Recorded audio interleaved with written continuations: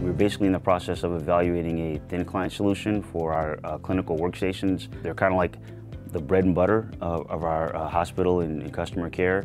And we're looking for something that's going to be easy to administer, easy to maintain, very granular in controls and security and the ability to lock it down, and something that has a long-term shelf life that doesn't require as much maintenance and upkeep as the current Windows platform. So obviously, it's a Linux-based OS, right? So I think one of the dilemmas that a lot of major companies are facing right now with Windows 10 and kind of their current model long-term service branch release is it's basically a major update to your operating system, you know, in a pretty frequent term, right? So you're looking at maybe a year and a half to like maximum probably 2 years shelf life, and then you have to do a major upgrade to your operating system, right?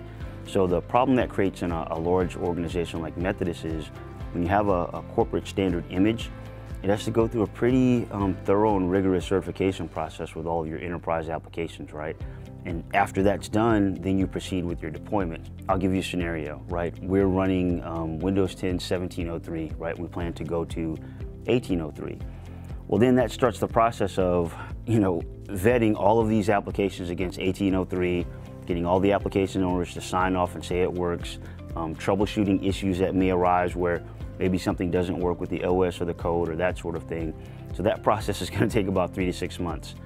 Then you go through the process of trying to push the new OS out to 30,000 plus workstations. So even if you have a sophisticated imaging system or software distribution system like SCCM, there's still the coordinative and logistical effort of going through different wards.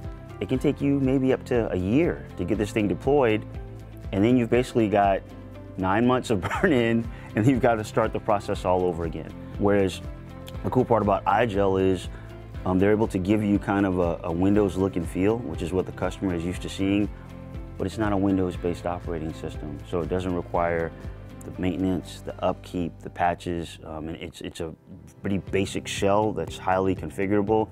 It just has a very low change rate. And so anytime you say low change rate, ease of administration, highly secure, you're gonna start to, like, you know, garner some attention. iGel, if marketed properly, they've got a really bright future, especially in lieu of the direction that Microsoft has chosen to go.